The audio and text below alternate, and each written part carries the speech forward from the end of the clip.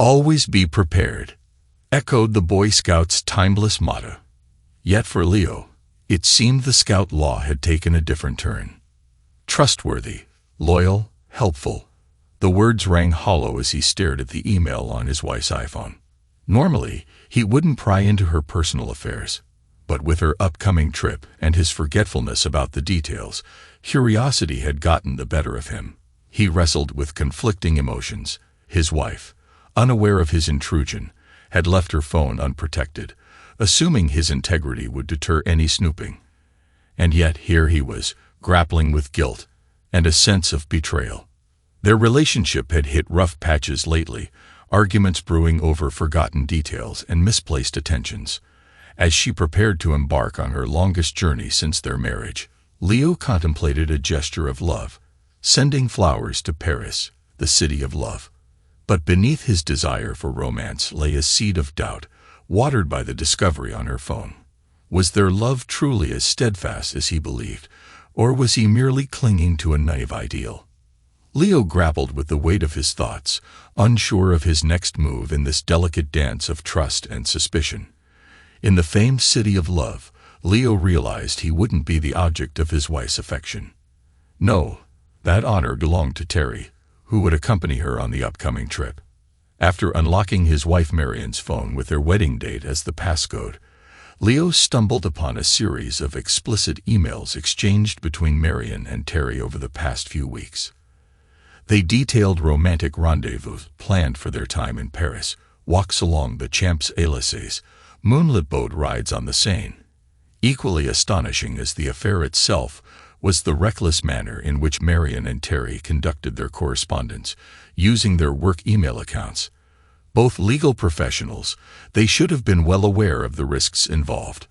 Leo, Marian, and Terry had collectively trudged through numerous document reviews in high-stakes litigation cases, sifting through countless emails for discovery purposes. Tales of indiscretions among colleagues were not uncommon in legal circles, prompting frantic efforts from lawyers to mitigate any potential fallout. Leo's lack of attention when Marian briefed him about the trip and the hotel's name stemmed from an unsettling feeling. He couldn't pinpoint it then, but his instincts were on high alert. Years of legal practice had honed his ability to detect deception and evasion, whether from clients or fellow attorneys. Something felt amiss during Marian's initial discussion about the trip, a mundane arbitration case that conveniently overshadowed any enjoyment of Paris. Her avoidance of eye contact and casual tone struck Leo as peculiar. Paris held a special place in his heart, and they had often dreamt of exploring it together, especially since Marian had never been. Leo had found Marian's response peculiar before, but he never imagined this worst-case scenario. The email exchange he was now reading felt like a dagger to the heart. "Why don't you just lose the Boy Scout so we can spend more time together without wording?" Terry's message from last night burned on the screen. "He makes me feel safe," Marian replied. "So why do you cheat on him with me behind his back every chance you get?" "Because I like it," followed by a smiley face emoji. Leo felt a whirlwind of emotions. His immediate reaction, as a seasoned litigator, was to preserve the evidence. Printing out the exchange on the basement's Wi-Fi printer seemed like the first logical step. As he tucked the printed email into his computer bag, Leo contemplated his next move. The urge to lash out physically gnawed at him, but he knew better. Thinking was his forte. He was paid to use his brain, not his muscles. With Marian out for a run and due back soon, he had to think quickly. Before diving into contemplation, he had to wrap up the mission, locating the hotel. However, this wasn't a jaunt for delivering flowers. Unsure of its ultimate purpose, he felt a pressing need for this information, perhaps as a target. There it was, La Clef Tour Eiffel, nestled near the Trocadero, just across the river from the iconic Eiffel Tower. A mere 5-minute stroll from the International Chamber of Commerce, where Marian and Terry would be engrossed in their arbitration matter with the team, stealing moments between their duties. With the hotel secured, he swiftly delved into a computer search on Virginia divorce law. Though he vaguely recalled snippets from the bar exam 5 years ago, a refresher was prudent. Adultery emerged as grounds for divorce, potentially influencing matters such as alimony and property division. Yet defenses existed, one being condonation, the act of discovering adultery, and then resuming intimacy and cohabitation, which could absolve the accused. Thus, he needed to depart the scene promptly sans confrontation. Not just yet. His strategy involved blindsiding her with overwhelming shock and awe, avoiding any unexpected variables. He aimed to dominate the battlefield of this crumbling marriage. To achieve this, he'd resort to deception. Though at odds with the Scout law, this was warfare. Churchill's adage echoed in his mind. In wartime, truth is so precious that she should always be attended by a bodyguard of lies. Leo's falsehoods now served a higher purpose, unbound by any oath. He ascended to the master bedroom, initiating the task of packing with brisk efficiency. Suitcases arranged neatly by the front door marked the completion of this chore, as he meticulously gathered crucial documents ranging from financial statements like bank and credit card records, 401 and IRA statements, car titles, pay stubs, mortgage details, to Marian's latest student loan balance sheet. He sensed her return from her jog. Emerging from his basement office, he detected the sound of her presence in the kitchen. Adopting a facade of disarray, he encountered her sipping on a Gatorade, her brown hair pulled back into a ponytail framing her features attractively. Yet beneath the surface, he harbored the bitter realization that the once cherished love between them had withered away, poisoned by her betrayal. "Guess what? I'm off to Paris," he announced, his grin tinged with irony. Marian's complexion paled, her cerulean eyes widening. "What? Paris, Virginia?" Her shock dissipated swiftly. "James just phoned." Leo elaborated. "We've got depositions for my insurance case, and we need to prep the witness. Apparently, we lost a motion to compel, and the judge is livid. The whole discovery schedule's a mess. Looks like I'll be on the road for weeks, though I might swing by occasionally to throw in a load of laundry." "Poor thing." Marian sympathized, her expression appropriately concerned. "Maybe your firm's hiring. I prefer your Paris any day," Leo suggested, observing concern flicker across her features once more. But then she smirked. "Send over your resume. Who knows, you might fit our pedigree," she quipped, a subtle jab at Leo's alma mater, which lagged behind hers in the academic hierarchy. With a twinge of guilt, she reached out as if to offer a hug, but Leo swiftly turned away, retreating to his office before she could close the distance. The urge to lash out at her resurfaced, and he struggled to keep it in check. Emerging once more, Marian inquired about dinner plans. "Can't stay. I'll grab something on the go. James needed me on the road right away," he replied, moving briskly through the kitchen. Marian trailed after him, her expression tinged with concern. As he gathered his belongings and headed out, she leaned in for a goodbye kiss. "Apologies. I think I might be coming down with a cold. My throat's been scratchy this afternoon. Could be allergies, but I don't want you getting sick," he explained. She followed him to the car as he loaded his things. "When will you be back?" "Probably not until Friday. We're headed to Roanoke after Paris. Then it's Baltimore the following week." Leo couldn't shake the feeling that she was already plotting in his absence. Her eyes flicked away, and he couldn't help but wonder if she was considering the opportunities his departure might afford her. Backing out of the driveway, he waved goodbye, hoping she'd chalk up his distraction to work and annoyance at being called in on a Saturday. His acting skills were stretched thin, but he couldn't shake the suspicion that she was already making plans, perhaps even contemplating inviting Terry over. Leo drove until he reached a nearby strip mall housing a coffee shop. Like many lawyers, he found clarity amidst the words on a page. Sipping his coffee, he began jotting down a list of tasks. It struck him suddenly that reconciliation hadn't once crossed his mind. It simply wasn't an option. Retribution was inevitable. The only uncertainty lay in its severity. His train of thought was abruptly halted by his phone's ringtone, a number he didn't recognize flashing on the screen. Impatiently, he answered, "Yes. Mr. Clark, I'm Kenny Torres. Though we haven't met, I'll get straight to the point. I stumbled upon your number through some old property records. I specialize in purchasing older homes and replacing them with McMansions. I understand it's not the most beloved profession, but people tend to appreciate the sizable check I offer," Torres explained in rapid succession. Leo barely had time to process the proposal before thoughts raced through his mind. His home wasn't just old, it was cherished. How dare someone discuss tearing it down? But then his rational side intervened, and Leo prompted, "Well, I'm interested in buying your home for demolition. While I can't promise a McMansion in its place, given the uncertainties of construction permits, I believe I can offer you a very fair price, provided you and your wife are inclined to sell," Torres concluded. Leo struggled to contain a Grinch-like grin creeping onto his face. Marian had chosen their home just before their wedding. It was an older ranch-style house with a charming yard that bordered a wooded area with a babbling stream. Despite its proximity to major roads, it exuded tranquility. What truly won Marian over was the treehouse nestled in the yard, visible from the master bedroom window, a symbol of future children.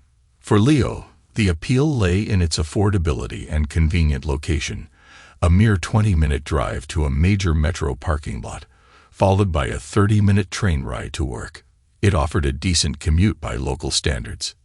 "Mr. Torres, my schedule's a bit unpredictable over the next few days, so I can't guarantee access to the property," Leo informed him. "Call me Kenny. I don't need an interior tour. As I mentioned, it's slated for demolition, and I scoped it out externally," Kenny replied. "Could we meet Sunday morning, Kenny?" Leo inquired. "Of course.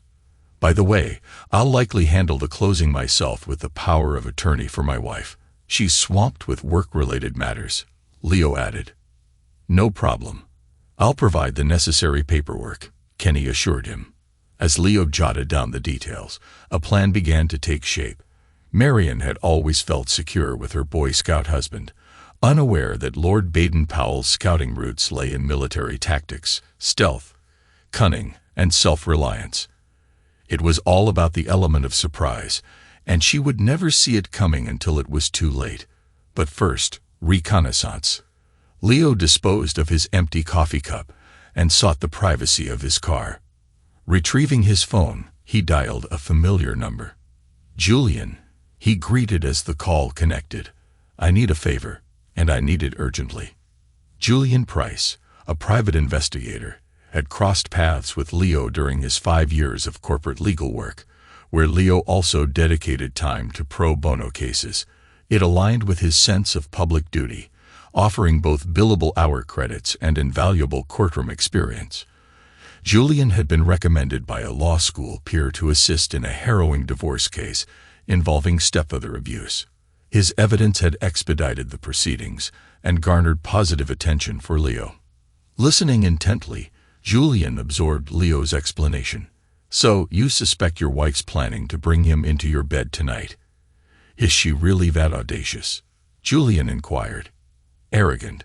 She was a top student in law school. Thinks she's infallible," Leo replied grimly. "I'll handle this one myself. I owe you for the Lopez divorce case. It brought me a ton of positive attention. My phone's been ringing non-stop," Julian remarked. "I appreciate it, Julian," Leo acknowledged. "By the way, there's a treehouse in the backyard that might be useful. It offers a direct view into the master bedroom, and she tends to leave the shades open during intimate moments. Used to unsettle me, but whatever ignites her passion, you know. You can access it by crossing through the woods and hopping over the stream after dark. No fences, no dogs. There's a service road on the other side where you can park." "Thanks. I'm going to set up a camera outside, facing the front of the house, to monitor who's coming and going," Leo informed Julian. "Fine," Julian replied succinctly. "And you're working with Mike for the divorce, correct?" "Yes and yes," Julian confirmed. "All right, I know Mike's preferred method for the affidavit and report. If you're right about this, we'll have our answers soon," Julian assured him. Leo then contacted Mike. "Is this about the law school reunion, Leo? I've had 5 calls already about contributing to their capital fund." Mike answered, "Nope, I need to hire you. Marian's cheating, and I want to expose her," Leo revealed bluntly. After bringing Mike up to speed, Leo was met with a practical response. "Come in tomorrow. I know it's Sunday, but I have some paperwork to catch up on in the office anyway. We might as well get started on this. It seems like you've covered the morality clause. Mike will handle the burden of proof. The trickier part will be the financial settlement. She's a high-powered lawyer, so she'll likely prolong the process with the backing of her firm." "Leave that to me," Leo asserted. "I believe we can resolve this amicably." "So, you're not looking to burn the bridge, but okay. Let's see what you come up with," Mike conceded. Leo's final call required a delicate touch. "Hello," a voice answered tentatively. "Leona, it's Leo," he said. The line was met with a pregnant pause before Leona finally responded, "You son of a bitch. Nice to hear from you too, honey, after all this time," Leo quipped. "What do you want, Leo?" "After everything." Leona's tone was terse. "I need your help," Leo admitted.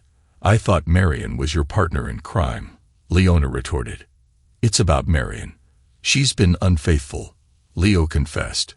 "What a shock. I can't emotionally support you anymore." "I've moved on," Leona stated firmly. "And I bet he's a Lucas supporter. Look, I'm sorry. I'm sorry for our mistakes and how they damaged our friendship. I regret letting Marian push you out of my life when there might have been a chance for us to reconcile. But as a friend, I need your assistance now." "Ashhole," Leona shot back. Leo allowed her anger to simmer before she asked, "What do you need, Leo?" He explained, and there was a moment of silence on the line, followed by laughter. "I'm in," she finally said once her laughter subsided, though he could still detect the smile in her voice. "You always did know how to make me laugh." "Thanks, Leona. Once everything settles, I owe you a night out to meet Mr. Lucas and congratulate him on his excellent taste." "With you as my date," Leo quipped. "It's a date," she agreed. Needing a place to lay low and strategize, Leo checked into a long-term stay hotel beyond the Beltway in Fairfax, far from his and Marian's usual haunts. After settling in, he ventured out for a meal. Though not particularly hungry, he knew he needed something to absorb the alcohol he planned to consume.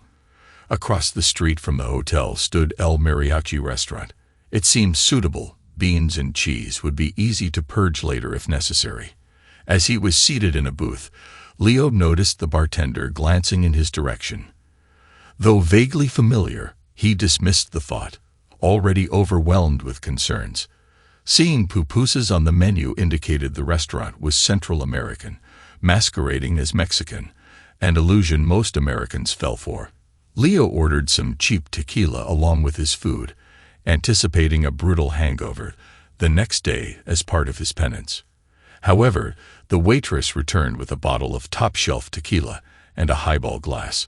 When Leo glanced up, she pointed to the bartender, who saluted him. Leo acknowledged the bartender's salute and poured himself a hearty drink once the bartender resumed serving other patrons. It took a moment, but Leo eventually recalled who he was. He remembered the bartender as one of the spectators who had attended both the Lopez divorce hearings and the criminal proceedings he had been involved in. The man always sat alone in the last row, never accompanied by anyone.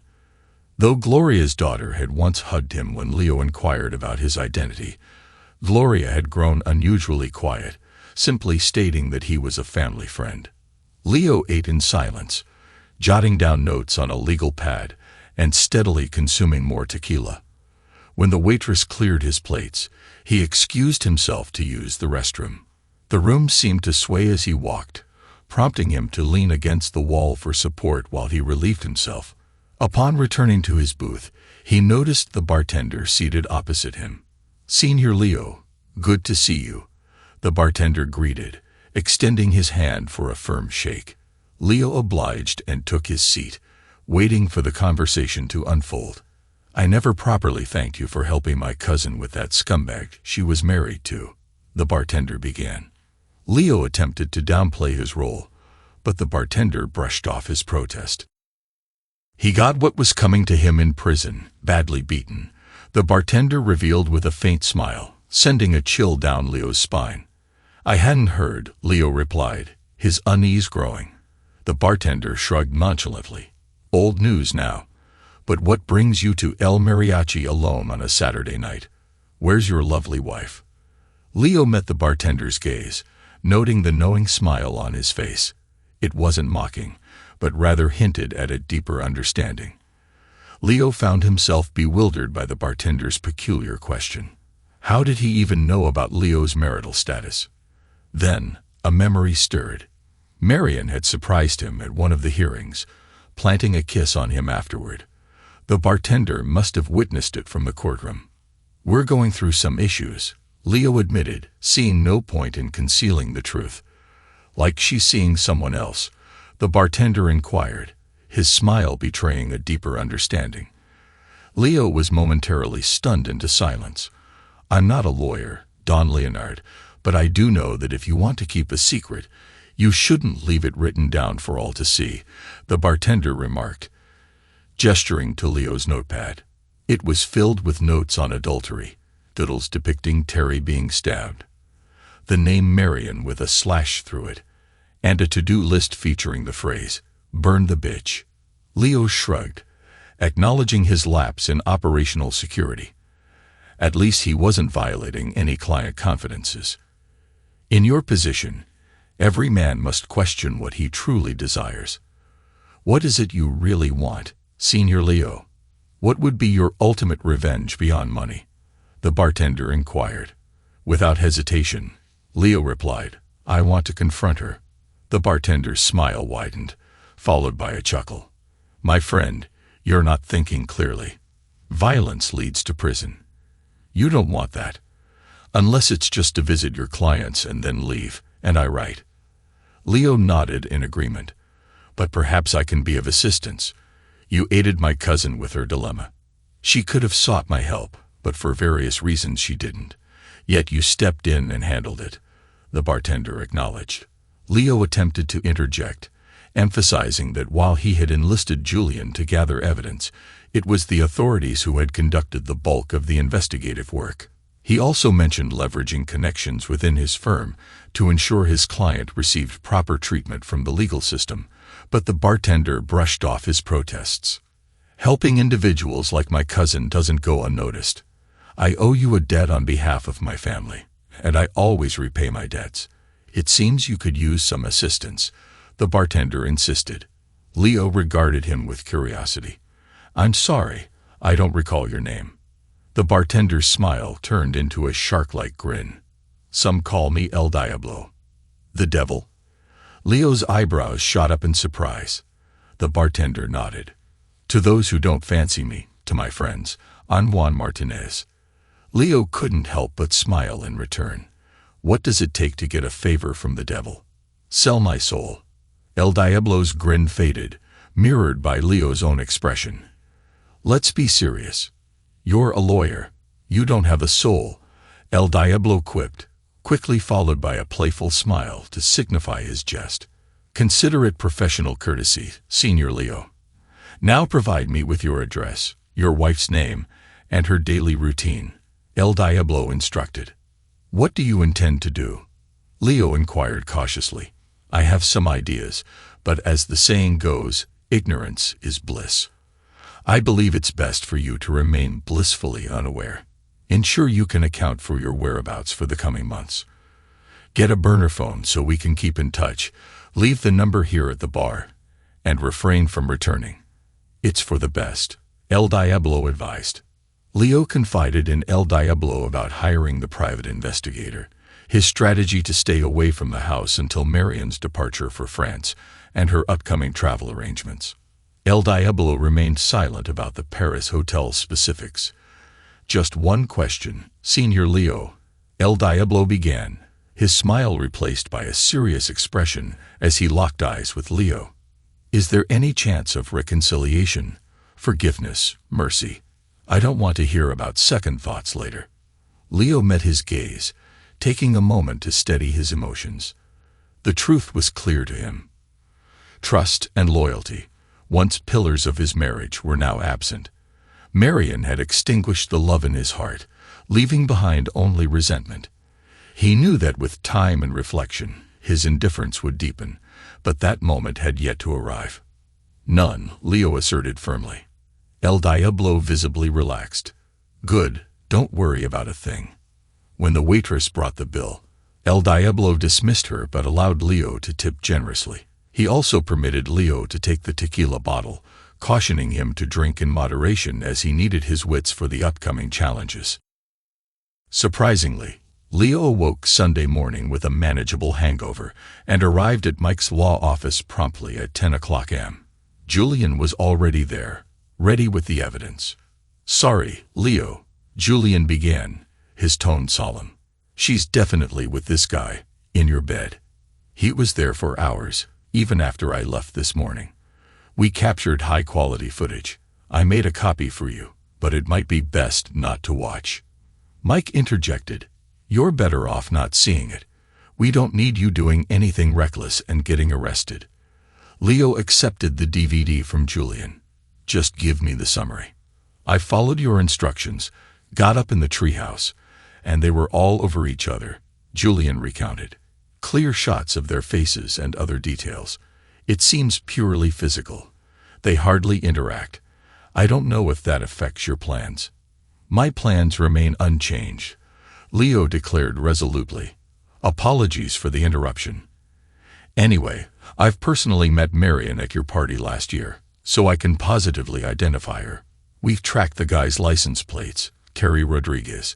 He's confirmed to be associated with her. While we're unsure of the duration, the evidence seems clear and convincing to me. Oh, and we've installed a camera at the front of your house, covering the driveway and garage, so we can monitor their comings and goings. I'll send you the remote link to the live stream on our secure server via email. I've spoken with Mike, and I'll draft a report and supporting affidavit for him to file. My apologies once again, man, Julian concluded, shaking hands with both Mike and Leo before exiting the office. So what's the plan? Mike inquired.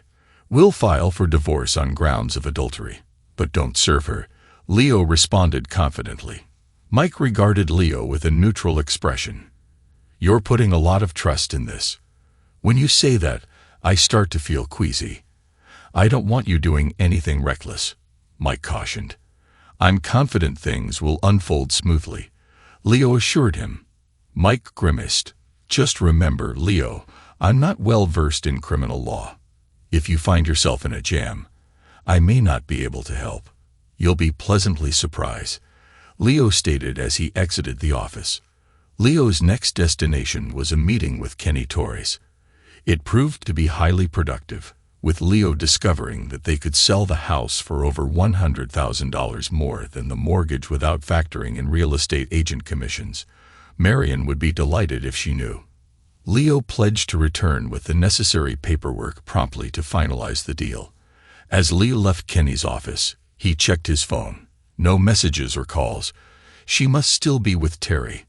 Leo seized the opportunity to call his boss, James, and delivered an ultimatum. 2 weeks off immediately or he quit. James, in a panic, agreed, realizing Leo's critical role in the ongoing case. Luckily, they were in a slow period, affording James the flexibility to grant Leo some time off. With the groundwork laid, Leo returned to his hotel to focus on his preparations. By Monday evening, he was ready. Despite Marian's voicemails on Sunday and Monday nights, he remained silent, conserving his energy for Tuesday morning. Thanks to Julian's camera position at the front of the house, Leo was aware that Terry had spent Monday night there and would likely leave around 8 o'clock for work, followed by Marian at 8:30 a.m. Thus, at 7 o'clock, Leo entered through the front door, announcing, "Honey, I'm home." He heard sudden footsteps upstairs, and soon Marian descended in her robe, appearing disheveled and taken aback. "What a surprise!" she exclaimed, attempting to sound cheerful but failing to conceal her unease. I thought you were away until Friday. You didn't answer my calls. Apologies, Leo replied with false cheerfulness. You know how it is on the road. Pretending not to notice the wine glasses in the living room, Leo headed straight to the dining room. Marian lingered in the doorway, visibly flustered, contemplating her next move and how to prevent Leo from ascending the stairs where Terry was undoubtedly hiding. A knock at the door startled her. "Could you get that, honey?"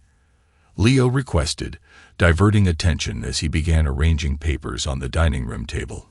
He made a show of focusing on his task, deliberately ignoring how Marian stiffened before heading to the door, likely anticipating a process server bearing divorce papers. Instead, it was Leona who entered casually as Marian opened the door, offering a simple greeting. Marian trailed after Leona with curiosity as she settled at the dining room table and opened a case. "Sorry, hon," Leo interjected, adopting an apologetic tone. "I realize with my impending absence and our upcoming trip, we need to update our powers of attorney, just in case of any unforeseen emergencies. Oh, and I stumbled upon a lead over the weekend regarding refinancing the mortgage at a great rate. Since we'll both be away, I thought now might be our only chance to tackle it. Sorry for the short notice." He attempted to appear contrite. "Who's this?" Marian inquired, her tension easing as the pulsing in her temple subsided. "I'm Leona," came the reply. "Leona is a notary," Leo clarified. Marian visibly relaxed, though she still harbored a lover concealed upstairs. The situation hadn't yet spun entirely out of control. "That's my Boy Scout, always prepared," Marian remarked with a grin as she took her seat, though her eyes remained vigilant.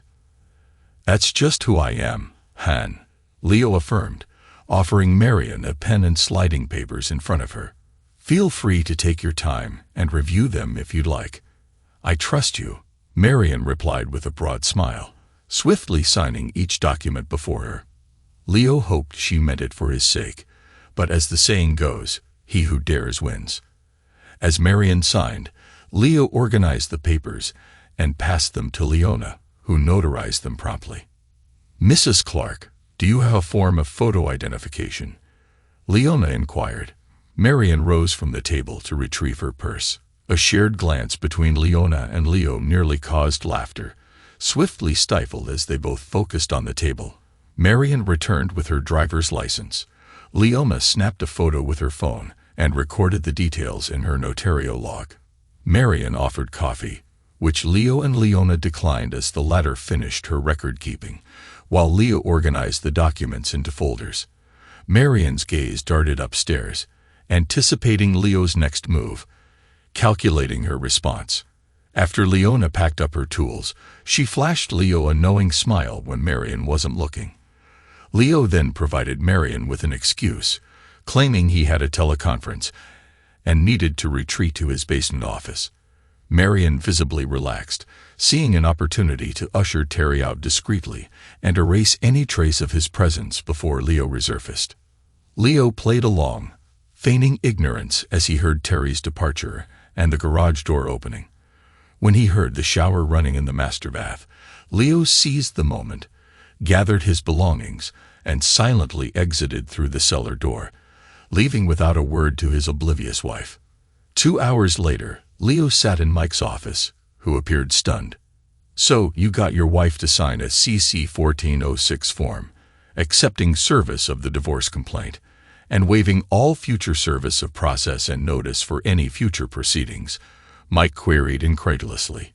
"Yes, the properly notarized form is right here," Leo confirmed, presenting it.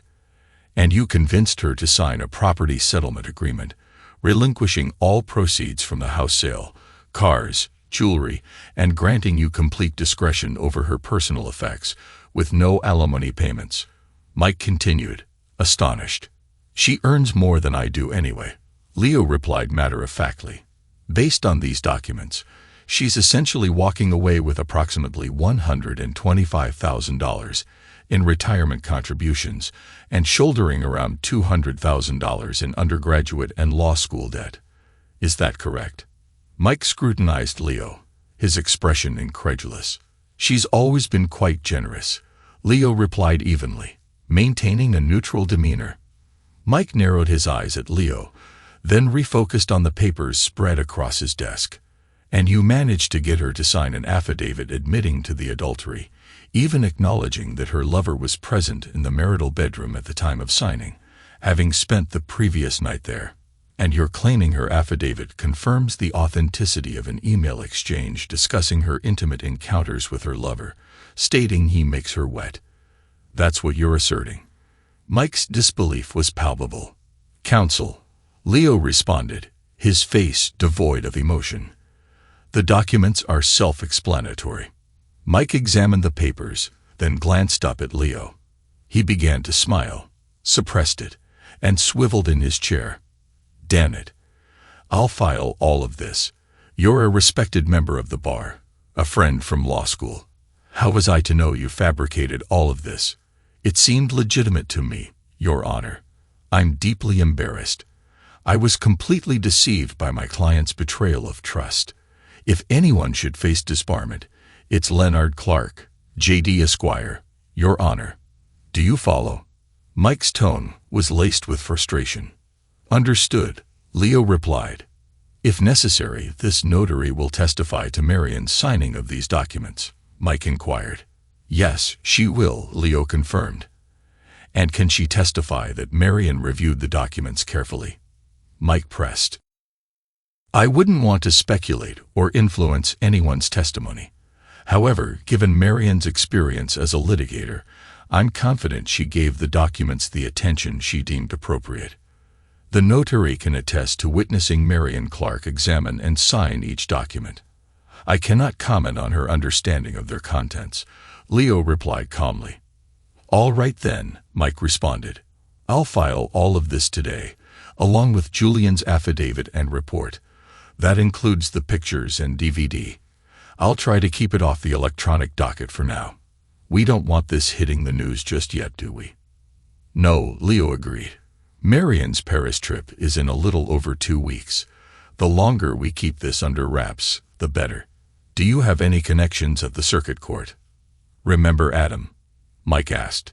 He was a day student the year after us. He was struggling to land a law firm job, so now he's clerking at the circuit court to bolster his resume. He might be able to expedite things. But if a judge decides to seek live testimony, this whole plan could collapse. Marian will need to decide not to fight it for some fraud on the court reason once she catches wind of what's happening. If it goes south then, I might have to withdraw as your attorney. Understood. Leo acknowledged. One day, I'll fill you in on the full story. But for now, let's focus on the task at hand.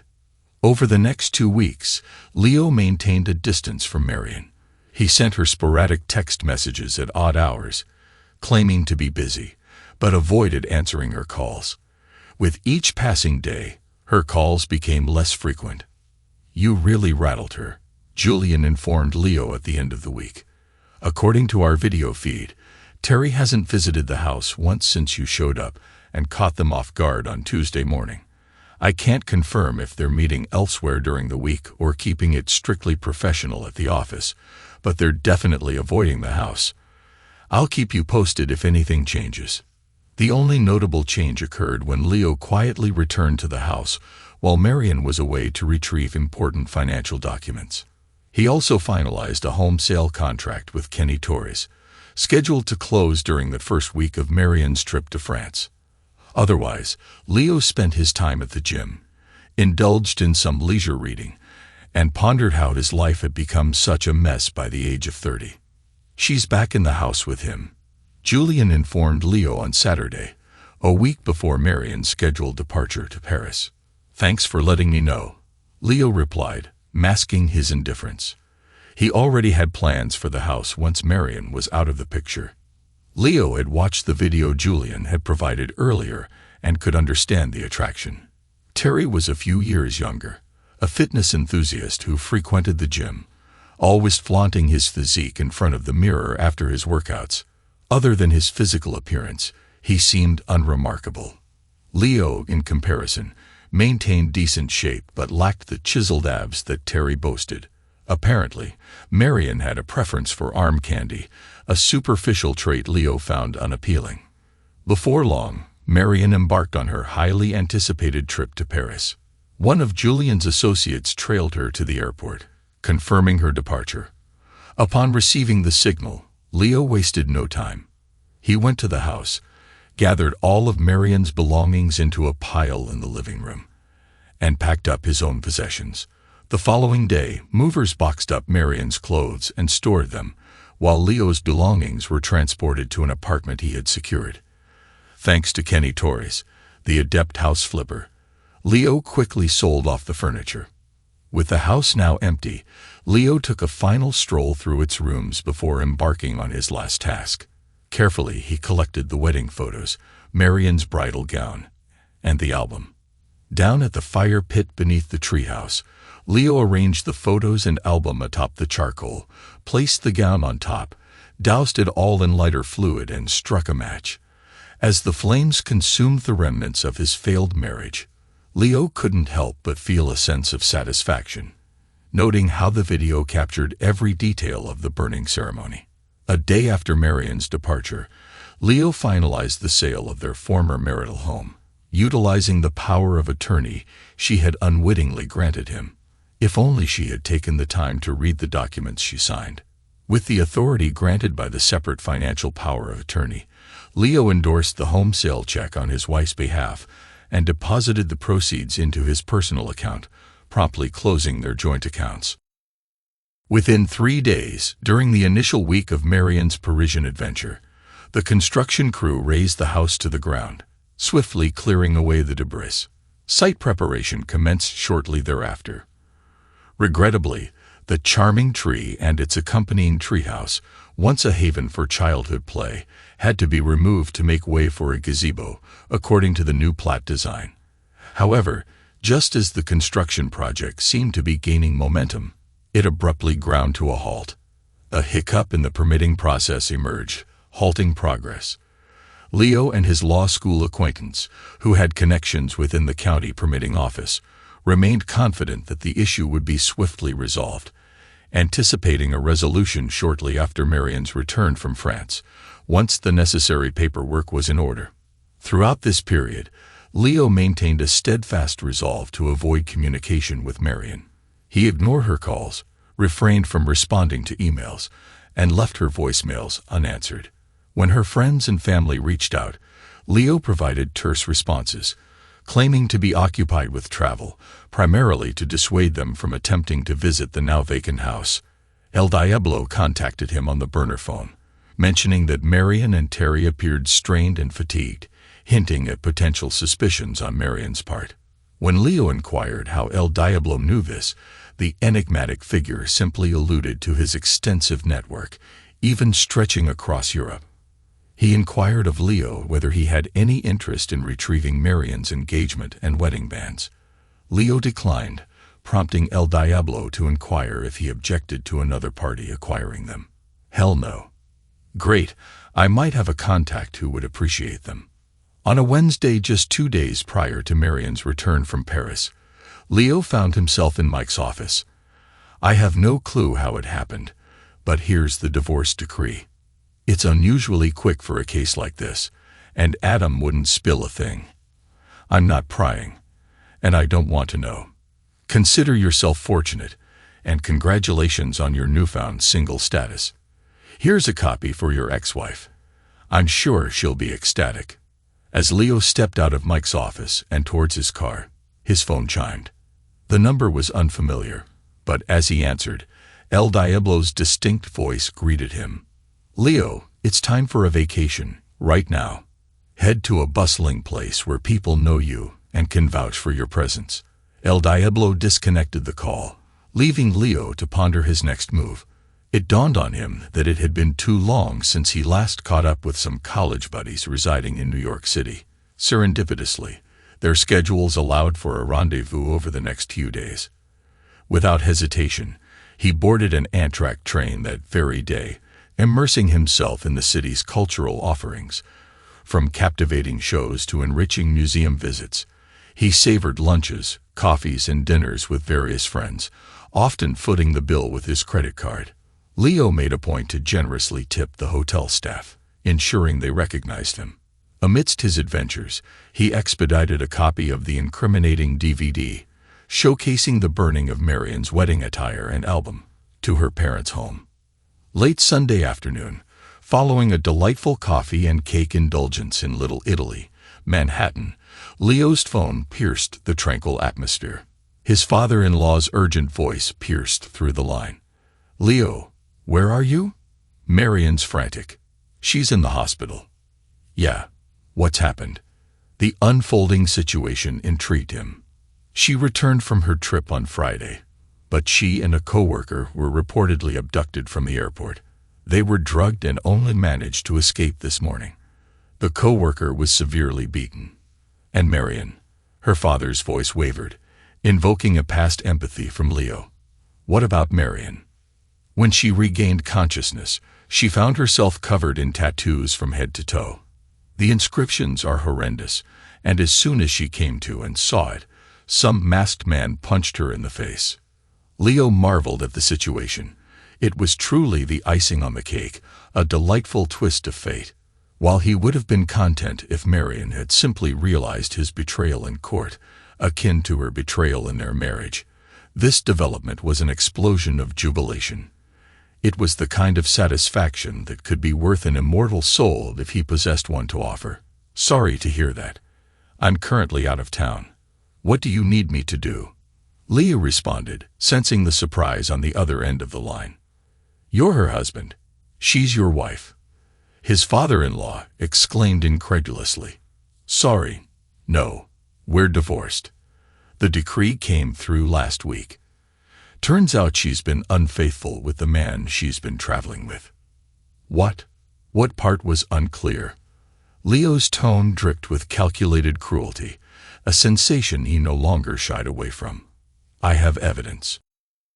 I can send you a copy if you'd like." Silence followed on the other end of the line. Leo wondered if his father-in-law was experiencing a heart attack. "She and I are finished. You'll have to arrange to bring her home. She's not my responsibility anymore." "You caused this," his father-in-law erupted. "Me? I've been in New York since Wednesday, celebrating my newfound freedom. I understand you're upset, and I hope Marian recovers soon, but I don't believe we have anything further to discuss." Leo's words were firm, leaving no room for negotiation. Leo ended the call, and a realization dawned upon him. The relentless pressure of city life had become unbearable. Without hesitation, he drafted an email to James, expressing his sentiments with a blend of courtesy and defiance.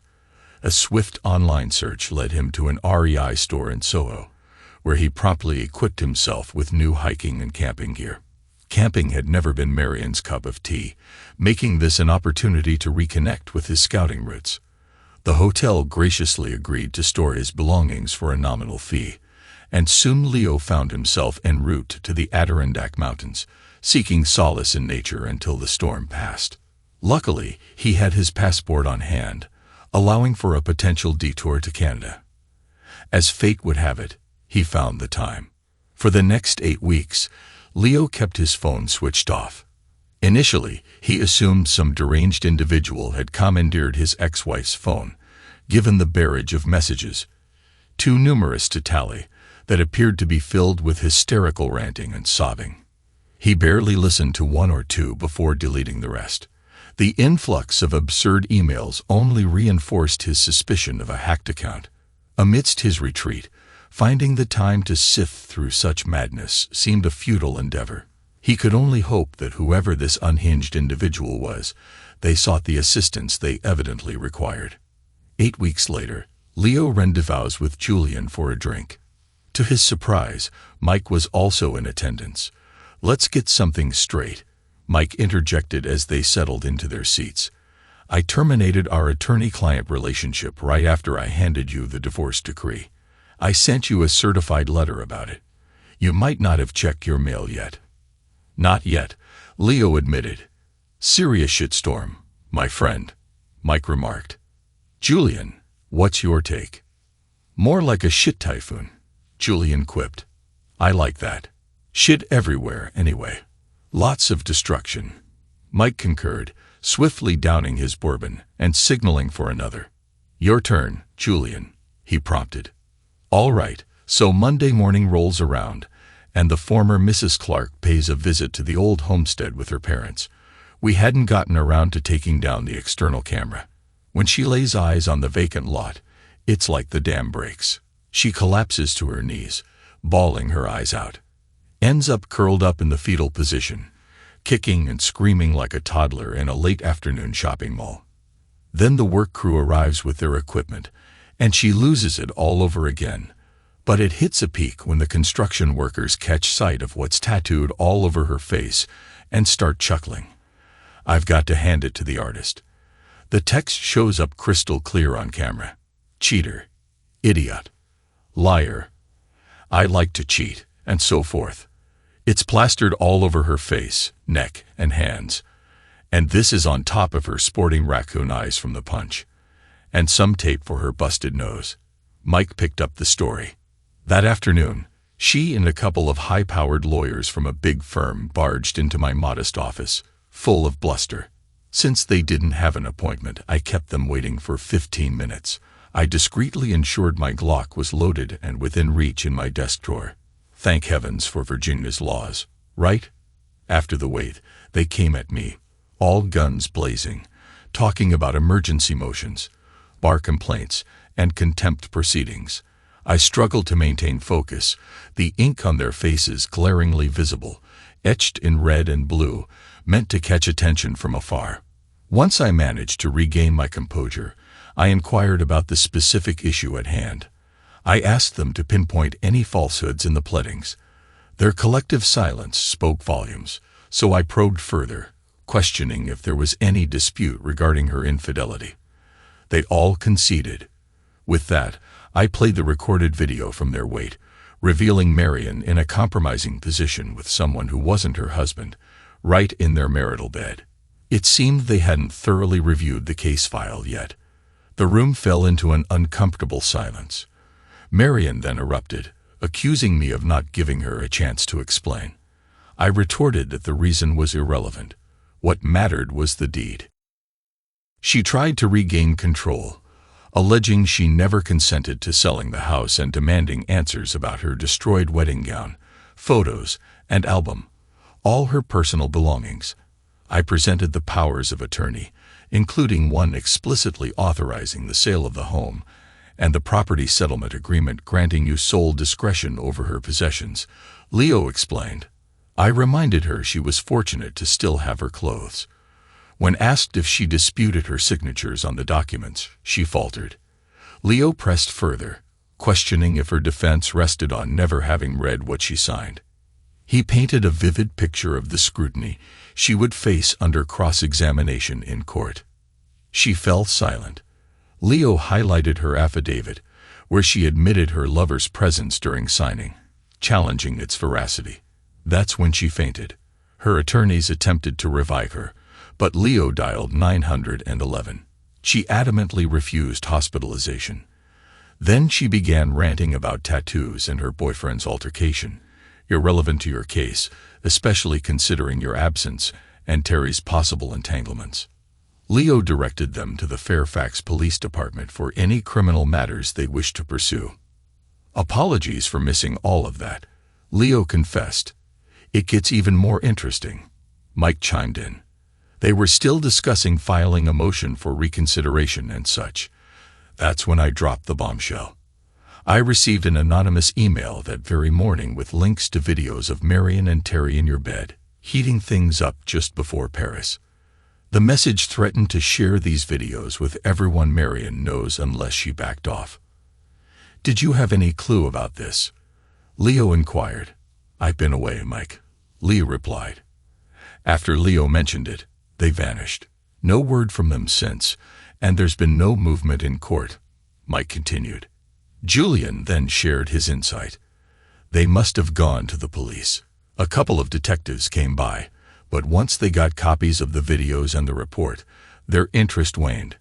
Marian and Terry couldn't recall what happened, just that they hailed a taxi at the airport and woke up in bizarre situations, one in a hospital, the other in a shady hotel room, both with questionable charges on their cards.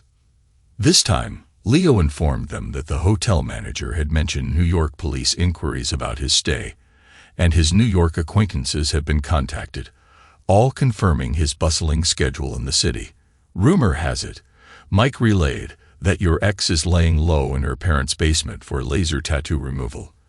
The catch is, with her ink covering her from head to toe, it's costing a fortune, likely tens of thousands of dollars. Leo offered a sympathetic response, to which Mike shot him a look while Julian stifled a laugh. "And what about method?" Leo inquired. "He took quite a beating," Mike replied. "Looks like extensive physical therapy ahead. Head injuries, multiple concussions, and landing another paralegal job might be tough with his condition." Their firm had to let them both go. Their relationship tanked during the trip, which messed up the entire arbitration. Mistakes were made, exhibits were unprepared, witness outlines flawed. They lost the case, and the client wasn't pleased. The firm had to make sacrifices to salvage the client relationship. "Someday, Leo, you'll have to enlighten us on how you pulled this off," Julian remarked. "Me? I'm as innocent as they come," Leo quipped. Leona awaited him in the car as he exited. "I'm feeling a bit envious. Nobody asked me about verifying documents, or if she read them before signing. I was all prepared to testify that I witnessed her scrutinize each one, though I couldn't gauge how long she spent on it. Let's discuss over dinner. I owe you and your boyfriend a treat for your role in helping me regain my freedom." Leona glanced at him over her sunglasses as Leo reversed the car out of the parking lot. "There's no boyfriend, you fool," she remarked. Leo hit the brakes abruptly and turned to her. "Seriously, stop talking and just take me home so you can start the lengthy process of apologizing," she retorted. "Okay," Leo grinned, "but I need to make a quick stop at the post office first." "Why?" Leona inquired. "I'm sending a postcard to a friend," Leo explained, retrieving it from the glove compartment. It bore the Boy Scout emblem. "I'm asking her if she feels safe now." Thanks to everyone who took the time to listen to today's stories. If you enjoyed it, please consider liking and subscribing if you haven't already. Feel free to share your thoughts on the events in the comments below. Take care.